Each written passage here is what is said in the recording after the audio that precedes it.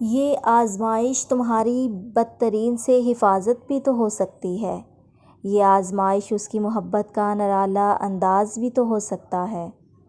تم اب تک جو اس کے روبرو اسے پکار رہے ہو، تمہاری آواز اسے بھا گئی، یہ اس بات کا اشارہ بھی تو ہو سکتا ہے۔ مت ہو پریشان، بلکہ خوش ہو جاؤ کہ ایمان والے ہی سب سے زیادہ آزمائے جاتے ہیں۔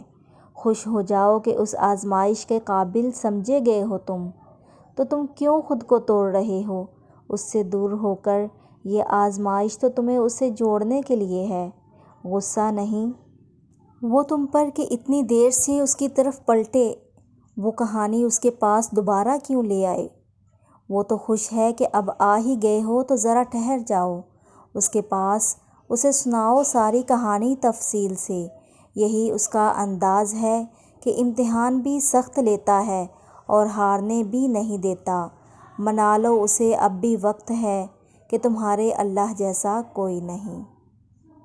ان مع العسر یسرا، بے شک مشکل کے ساتھ آسانی ہے۔ کبھی کبھی صرف ایک آیت انسان کی زندگی بدل دیتی ہے۔ فجر کا سجدہ ہر نئے دن کی طرح نئی امید لاتا ہے۔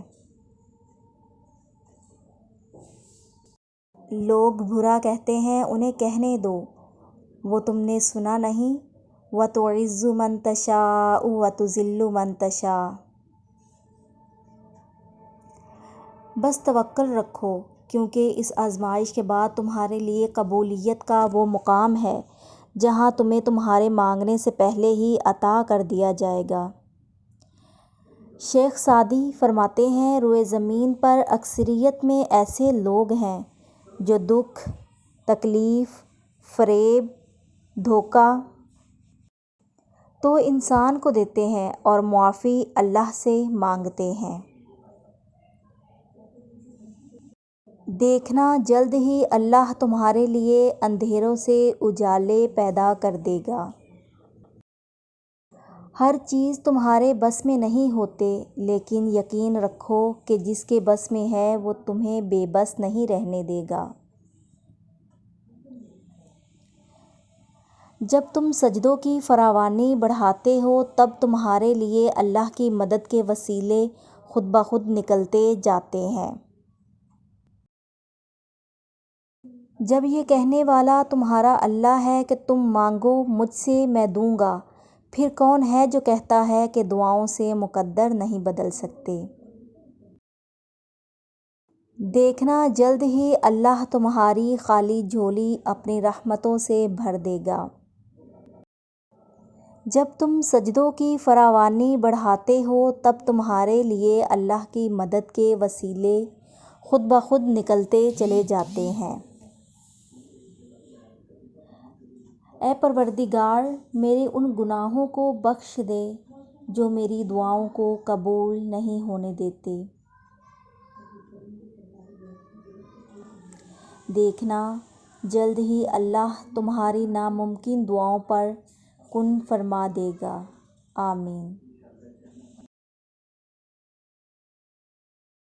یا سریع الرضا، اے جلد راضی ہونے والے، اغفر لمن لا یملک الا الدعاء، مجھے بخش دے جو دعا کے سوا کچھ نہیں رکھتا، اور وہی بے قرار دلوں کو قرار بخشتا ہے، اور وہی اندھیروں سے اجالوں کی طرف لاتا ہے۔ تم معجزوں کا انتظار کرو، وہی کن کی لڑی فیکون سے جوڑ دیتا ہے۔ صبر کرو، دعا کرو، توکل کرو، اور پھر دیکھنا اللہ تمہارا شمار بھی عطا والوں میں کر دے گا۔ اللہ کو محبت ہے تم سے، اس لیے وہ تمہیں آزما رہا ہے۔ رابطہ نہ ٹوٹے تمہارا اس سے، اس لیے انتظار بڑھا رہا ہے۔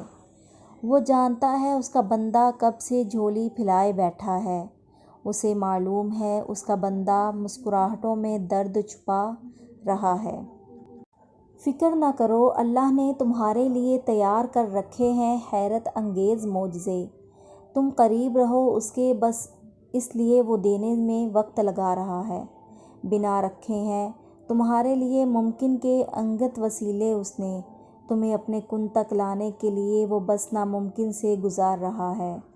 یقین رکھو تمہارا اللہ اب تک ان دیکھے ذریعوں سے مدد بھیجنے والا ہے۔ سجدے میں بہائے گئے آنسو دلیل ہیں کہ اللہ اب دعائیں قبول کرنے والا ہے۔ دراصل جو مقام شکوہ ہے وہی مقام صبر ہے۔